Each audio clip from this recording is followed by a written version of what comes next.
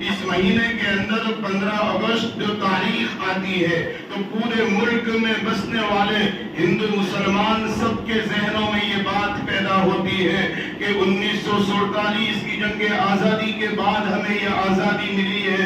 حالانکہ حقیقت میں یہ تاریخ 1947 تو بہت بعد میں آئی ہے. اس سے پہلے 6-7 جنگیں صرف اور صرف مسلمانوں نے لڑی ہے، اور اس جنگ آزادی اس 7 جنگوں کی قربانیوں کے بعد یہ 8ویں جنگ 1947 میں لڑی گئی ہے. آج ہمارے ذہنوں سے، ہمارے اسکول کی بکوں سے اسلام اور مسلمانوں نے اس ملک کی آزادی کے لیے جو قربانیاں دی تھی ان قربانیوں کو مسخ کیا جا رہا ہے، ختم کیا جا رہا ہے. اس لیے آج ہماری نئی نسلیں چاہے وہ 10ویں پڑھ رہی ہے، 11ویں پڑھ رہی ہے، 12ویں پڑھ رہی ہے، کالج جا رہی ہے، BCom کر رہی ہے، انہیں ہندوستان کی ہسٹری اور تاریخ کا علم ہی نہیں ہے، کیونکہ غلط تاریخ اور غلط ہسٹری پڑھا دی گئی ہے. تو ہم سب سے پہلے ہم جائے کہ آزادی کی جنگ کہاں سے شروع ہوئی ہے. 1744 کے اندر جب انگریز جو ہے کلکتہ میں آنے شروع ہوئے اور ولیم فورتھ نے پناہ لینی لگی اور ڈائمنڈ ہال میں انگریزوں نے پناہ لینا شروع کر دیا. اس وقت 1754 کے اندر جو ہے نواب سراج الدولہ کے نانا علی وردی خان انہوں نے دیکھا کہ انگریز کلکتہ کے اندر آ چکے ہیں اور ولیم فورتھ نے ڈائمنڈ ہال میں ان لوگوں نے پناہ لے لی ہے. تو نواب سراج الدولہ کے جو نانا تھے علی وردی خان نے پہلی صرف اور صرف مسلمان ہی تھے اس جنگ کے اندر 1754 میں پہلی جنگ آزادی لڑی، جس کے نتیجے میں انگریز ولیم فورتھ سے بھاگ کر ڈائمنڈ ہال میں جا کر کے پناہ لے لیا.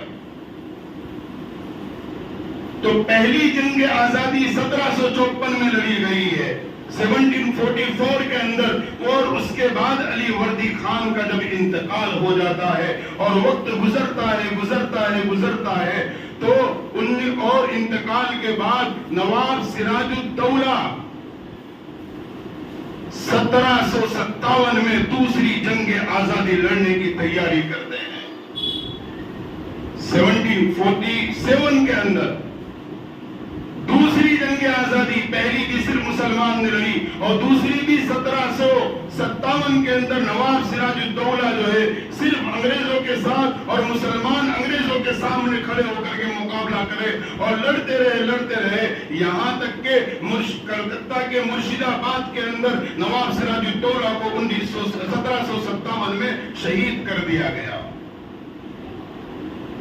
یہ دوسری جنگ صرف اور مسلمان نے لڑی، کوئی اور مذہب کا اس میں شامل نہیں تھا. اس کے بعد جو ہے فتح علی خان صاحب، یہ کون ہے؟ فتح علی خان جو ہے یہ ٹیپو سلطان رحمت اللہ علیہ کا نام ہے. فتح علی خان، اور انہوں نے اپنے والد جناب حیدر علی خان کے ساتھ جو ہے مل کر کے والد صاحب کے ساتھ 4 جنگیں انگریزوں کے ساتھ صرف مسلمانوں نے لڑی. 1783, 1784 اور 1786 اور 1789 یہ 4 جنگیں سید ٹیپو سلطان رحمت اللہ علیہ نے اپنے والد کے ساتھ رہ کر کے حیدر علی خان کے ساتھ یہ 4 جنگیں لڑی. یہ کل 6 جنگیں ہو گئی جس کے اندر صرف اور صرف مسلمان تھے اور کوئی مذہب اور دھرم کا اس میں شامل نہیں تھا. اس کے بعد 1799 کے اندر میسور کے اندر سید ٹیپو سلطان رحمت اللہ علیہ نے، جن کی حکومت جو ہے میسور کے اندر تھی، انہوں نے انگریزوں سے جنگ لڑنے کی تیاری کی اور 1799 میں ٹیپو سلطان رحمت اللہ علیہ نے مسلمانوں کو ساتھ لے کر سرنگا پٹنم کے میدان میں 1799 کے اندر جنگ لڑتے ہیں. اس جنگ کے اندر بھی صرف مسلمان ہوتے ہیں. 4 مئی 1799 میں جناب ٹیپو سلطان رحمت اللہ علیہ کو سرنگا پٹنم کے میدان میں شہید کر دیا جاتا ہے، وہ بھی اپنوں کی غداری کی وجہ سے. اب ٹیپو سلطان رحمت اللہ علیہ کی لاش سری رنگا پٹنم کے میدان میں پڑی ہوئی ہے. 1 دن گزر گیا، 2 دن گزر گیا، 3 دن گزر گیا، کسی انگریز کی ہمت نہیں ہو رہی تھی کہ وہ آگے بڑھ کر ذرا ہاتھ لگا کر کے تو چیک کر لے کہ سلطان زندہ بھی ہے یا شہید ہو گیا ہے۔ ان کے چہرے سے وہ روب تھا اور ان کے چہرے کی وہ نورانیت تھی کہ جس کی وجہ سے زندہ تو کیا مرنے کے بعد بھی انگریز کو پاس آنے کی ہمت نہیں ہو رہی تھی۔ اور جہاں ہم نے سیریلوں میں اور پکچروں میں فلموں میں دیکھا کہ ٹیپو سلطان رحمت اللہ علیہ کو بغیر داڑھی کے بتایا گیا ہے۔ مولانا حسین احمد مدنی رحمت اللہ علیہ نے لکھا ہے کہ وہ قطب الابدال تھے اس زمانے کے سید ٹیپو سلطان رحمت اللہ علیہ، اور جب سے بالغ ہوئے تھے اور جب تک شہید نہیں ہوئے وہاں تک کبھی ان کی تہجد کی نماز فوت نہیں ہوئی تھی، بلکہ 4 مئی 1799 میں جس دن سری رنگا پٹنم کے میدان میں ٹیپو سلطان کی شہادت ہوتی ہے اس دن بھی ان کی تہجد نہیں چھوٹی تھی۔ ٹیپو سلطان بہت بڑے اللہ کے ولی تھے، اور 3 دن کے بعد انگریزوں کا جنرل جو ہے جنرل ہارس وہ آگے آتا ہے اور وہ ہاتھ لگا کر کے دیکھتا ہے کہ ٹیپو سلطان زندہ ہے یا نہیں ہے۔ جب ہاتھ لگاتا ہے اور اسے پتا چلتا ہے کہ ٹیپو سلطان تو شہید ہو گئے، انگریز جنرل ہارس اپنا جھنڈا لیتا ہے انگریزوں کا، ٹیپو سلطان کے سینے پر رکھ کر کہتا ہے آج سے یہ ملک ہندوستان ہمارا ہے۔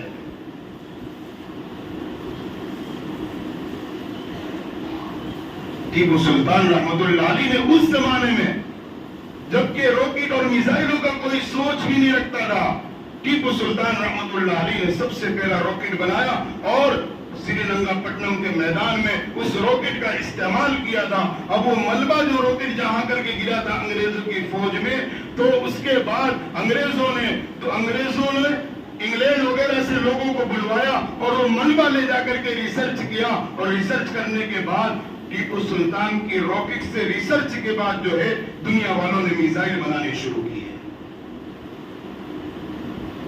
ٹیپو سلطان رحمت اللہ علیہ بہت بڑے اللہ کے ولی، وہ جملہ کہا کرتے تھے کہ 100 سال کی گیدڑ کی 100 سالہ زندگی سے ایک دن کی شیر کی زندگی بہتر ہے۔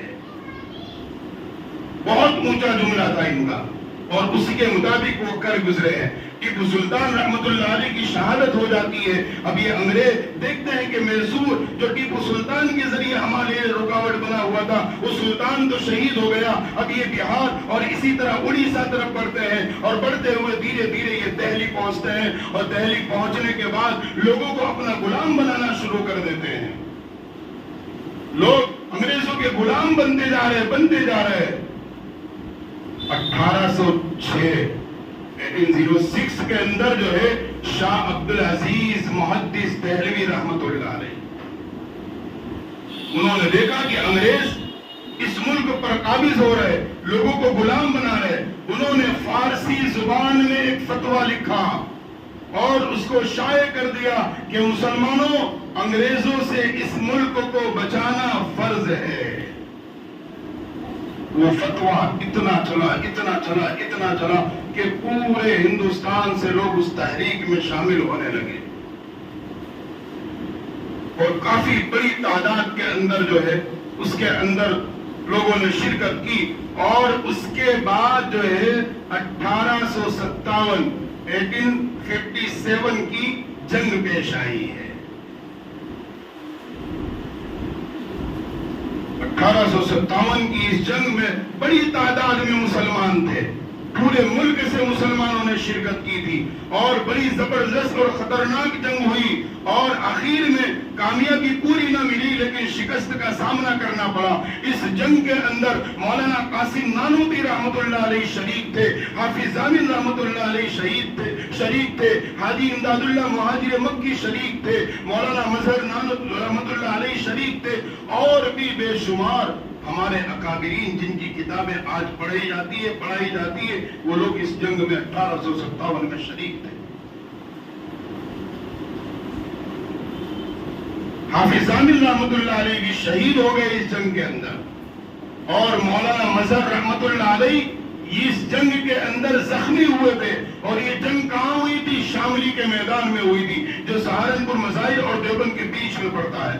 جس وقت شاملی کے میدان میں میرا جانا ہوا تھا اس وقت آبادی بننی شروع ہوئی تھی اور اب تو پورا میدان آبادی بن چکا ہے. حافظ ضامن رحمت اللہ علیہ وہ بھی بہت بڑے اللہ کے ولی تھے. ان کو تھانہ بھون کے قبرستان میں دفن کیا گیا. بیر کے درخت ان کے قبر کے پاس تھا. اس درخت کا بیر یعنی جسے ہم بور کہتے اتنا میٹھا کہ جنہوں نے فضائل اعمال لکھی ہے حضرت مولانا زکریا رحمت اللہ علیہ جب وہ مکہ المکرمہ تشریف لے گئے وہاں رہنے لگے. کوئی بھی حاجی جب حج کرنے کے لیے جاتا اس سے کہتے کہ بھائی کیا حافظ ضامن کی قبر کے پاس جو بیر کا درخت ہے اس کا بیر لائے ہو. لوگوں کو پتا چل گیا کہ مولانا زکریا کو اس بیر کو بہت پسند کرتے ہیں. حاجی جب حج کرنے کے لیے جاتا وہاں سے بیر جسے ہم بور کہتے ہیں توڑ کر لے جاتے اور مولانا زکریا رحمت اللہ علیہ کو دیتے تھے. وہ چباتے تھے اور آخر عمر کے اندر جب دانت نہ رہے اسے چوستے تھے اور وہ کہتے تھے اس پھل کے اندر مجھے جنت کے پھلوں کا مزہ آ رہا ہے. مولانا زکریا رحمت اللہ علیہ جنہوں نے فضائل اعمال لکھی. اور اسی جنگ کے اندر مولانا مظہر رحمت اللہ علیہ زخمی ہوئے تھے. 1857 کی جنگ میں وہ زخمی ہوئے تھے جنہوں نے سہارنپور مظاہر کی بنیاد رکھی ہے. وہ اپنا واقعہ بیان کر دے بعد میں اپنے ہونٹوں کو اپنے دانتوں سے چباتے تھے چوسا کرتے تھے. لوگوں نے کہا حضرت یہ کیا بات ہے آپ اپنے ہونٹ کو چوس رہے چباتے ہیں. تو حضرت مولانا مظہر صاحب رحمت اللہ علیہ نے بتایا کہ 1857 کی جنگ آزادی میں شاملی کے میدان میں بہت سارے علماء اکرام شہید ہوئے تھے اور ان شہیدوں کی لاش کے بیچ میں زخمی پڑا تھا. میری آنکھیں کھلتی تھی بند ہوتی تھی. میں نے یہ دیکھا کہ جنت سے حور شاملی کے میدان میں آ گئی ہے اور جنت سے کٹورے میں پانی لے کر کے آئی ہے. شہید ہونے والوں کو پلاتی چلی جا رہی ہے اور ایک پیالہ ایک حور لے کر میرے ہونٹوں پہ لگائی. اور جس کے بعد دوسری حور نے کہا یہ تو ابھی زندہ ہے انہیں پلانے کی ضرورت نہیں ہے شہیدوں کو پلاؤ. مولانا مظہر کہتے جو ہونٹ جنت کے پیالے کا ہونٹ جنت کا پیالہ میرے ہونٹ پہ جو لگا تھا اس کی لذت محسوس کرتا ہوں جس کی وجہ سے لذت میں اپنے ہونٹوں کو چبا لیتا ہوں. اس کی 1857 کی جنگ آزادی میں بے شمار مسلمانوں کی جانیں گئی ہے. ایک ہندو پنڈت ہے میوارام گپتا وہ ہسٹری لکھنے والا ہے. پنڈت میوارام گپتا نے اپنی کتاب میں لکھا ہے کہ 1857 کے اندر 5 لاکھ مسلمان شہید ہوئے اور 95,000 صرف مسلمان علماء اکرام 95,000 5 لاکھ عوام مسلمان 1857 کی جنگ آزادی کے اندر شہید ہوئے. لیکن اس جنگ کے اندر بھی پوری کامیابی نہ ملی. اب اس کے بعد حاجی امداد اللہ مہاجر مکی رحمت اللہ علیہ مکہ المکرمہ تشریف لے گئے اور یہاں ہندوستان کے اندر انگریزوں نے انگلینڈ سے جرمنی سے پادریوں کو بلا لیا اور انہوں نے پلاننگ شروع کی کہ یہ پورا ملک ہندوستان ہمیں عیسائی ملک بنانا ہے. اس کے لیے انہوں نے چل پھر کر کے محنتیں شروع کر دی. وہ بچے جن کے باپ 1857 کی جنگ آزادی میں شہید ہو چکے تھے جو جن کا گھرانہ 1857 میں قربان ہو چکا تھا ایسے بچوں کو وہ عیسائی پادری لے جاتے تھے اور پیسے بھی دیتے تھے اور فری میں پڑھانے کے لیے اپنے پاس رکھتے تھے.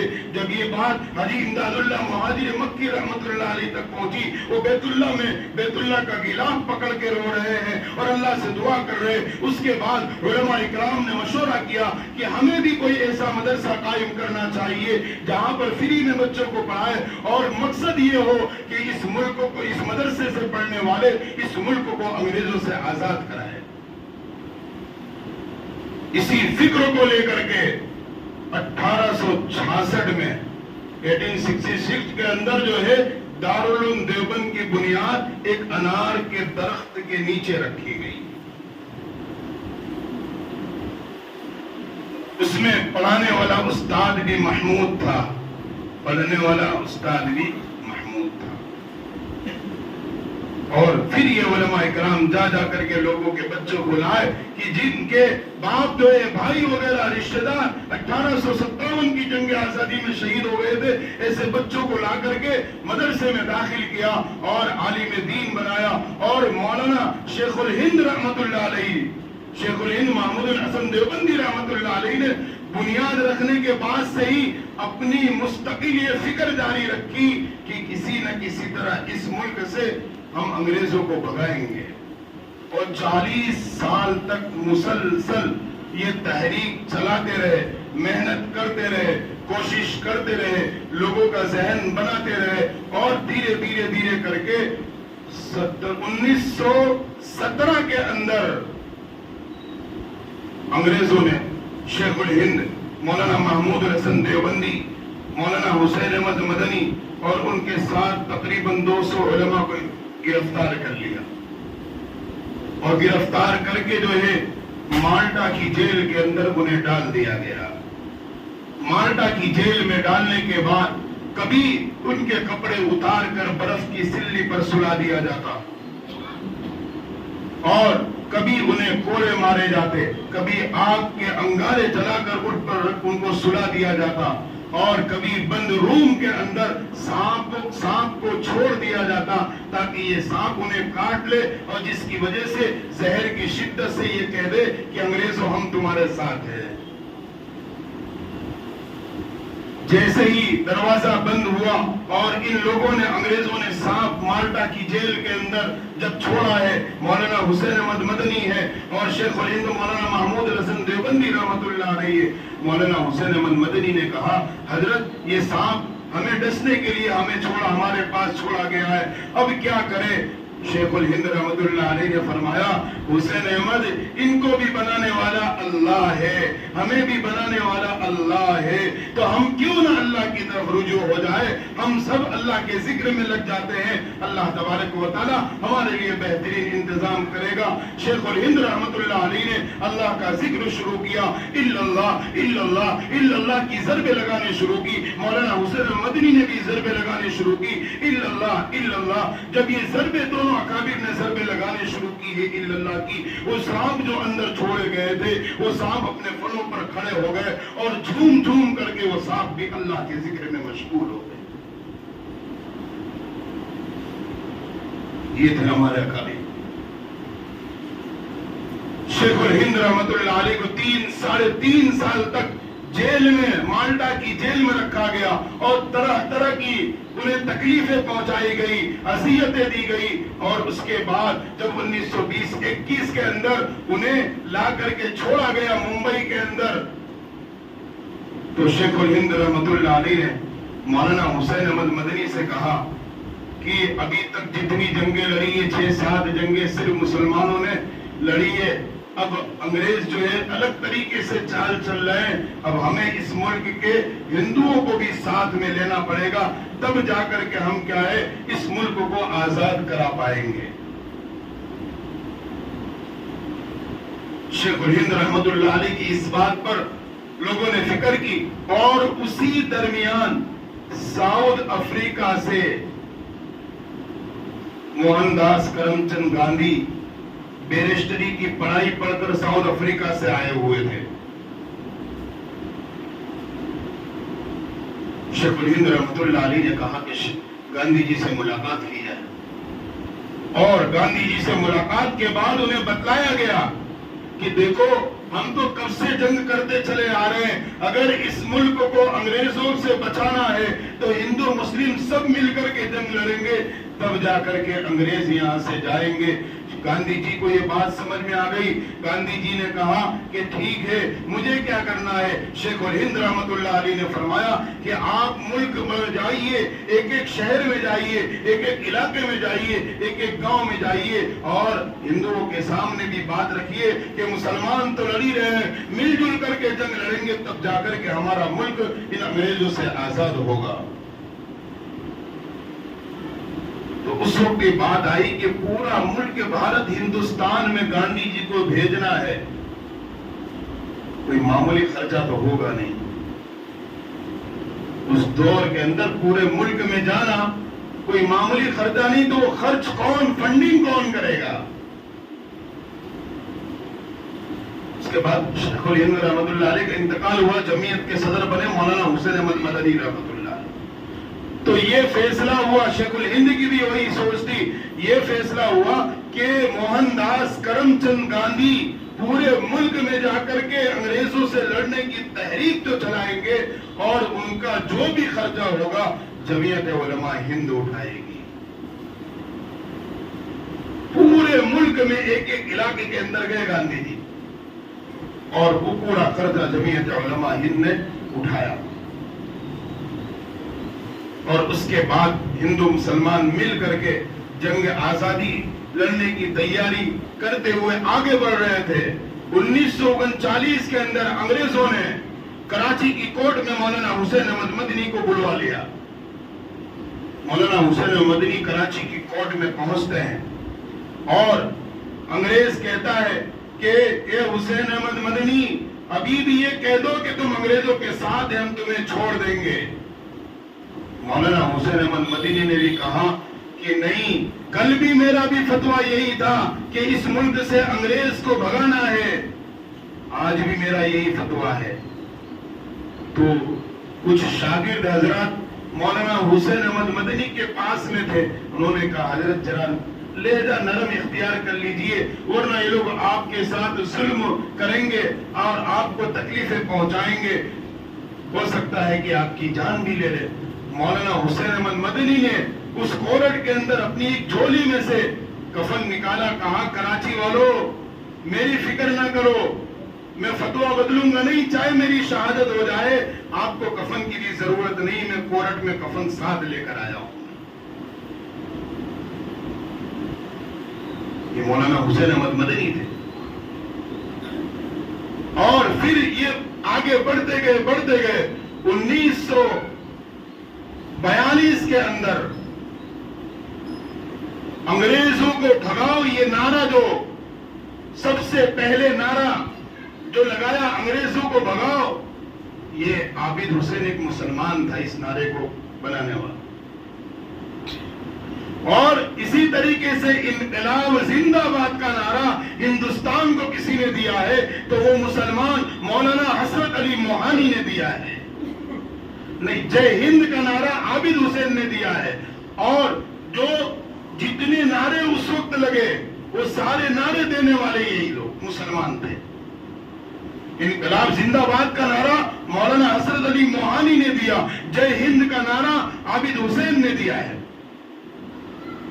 اور انگریزوں کو بھگاؤ اس ملک سے، یہ نعرہ یوسف مہر علی نے جو ممبئی کے تھے، انہوں نے یہ نعرہ ہندوستان کو دیا۔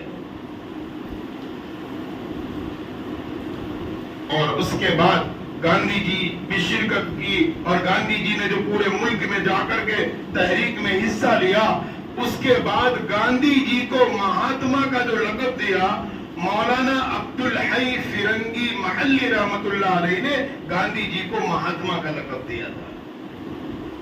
گاندھی کو مہاتما بنانے والے ہم تھے، گاندھی جی کو مہاتما کا لقب دیا ہمارے علماء نے۔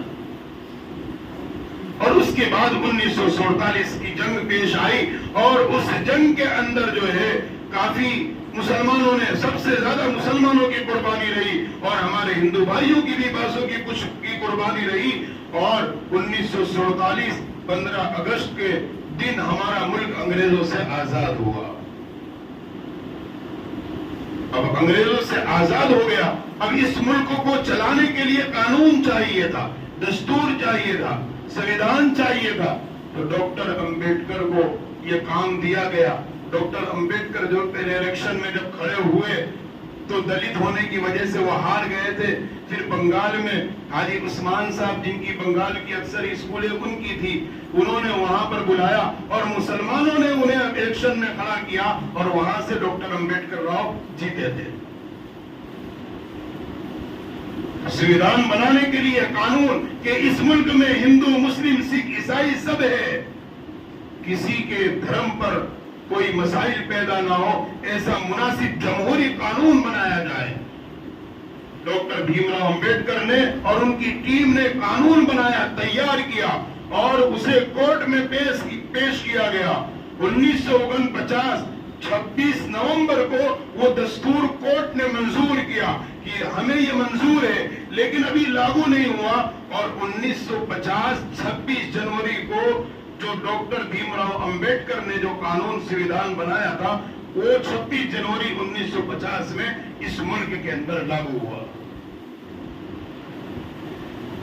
اس وقت ایک چرچا یہ ہوئی کہ ہندوستان اور پاکستان کو بٹوارا کرنے کا جو مسئلہ کھڑا ہوا، مولانا حسین احمد مدنی، مولانا حفظ الرحمان سہاروی اور اسی طریقے سے محمد میاں، یہ لوگ، مولانا ابوالکلام آزاد، یہ لوگ سخت مخالف تھے کہ ہم اکھنڈ بھارت چاہتے ہیں، ہم بٹوارا نہیں چاہتے ہیں۔ لیکن کانگریس پارٹی اس وقت بھی، کانگریس پارٹی اور اسی طریقے سے گاندھی جی، سردار ولبھ بھائی اس بات کی طرف تھے کہ ملک کا بٹوارا ہونا چاہیے۔ ہم نے تو کل بھی ہندوستان کو پسند کیا اور آج بھی کرتے ہیں، اور انشاءاللہ اسی ہندوستان کی مٹی میں ہم دفن بھی ہوں گے۔ تو اتنی ساری قربانیوں کے بعد یہ ملک ہمارا آزاد ہوا ہے۔ اب جو قانون بنا، جو سویدھان بنا، آج ملک کے بدلتے حالات جو ہے، مسلمانوں پر جگہ جگہ ظلم و تشدد کے حالات جو پیدا ہو رہے، سویدھان کو چھوڑ کر کے گویا ہمارے ملک کا نظام چل رہا ہے، جس کی وجہ سے نفرت کا ماحول پیدا ہو رہا ہے۔ اگر سویدھان اور قانون سے اگر چلے تو کوئی سوال ہی نہیں پیدا ہوتا ہے کہ آپس میں انتشار اور لڑائی جھگڑے پیدا ہو۔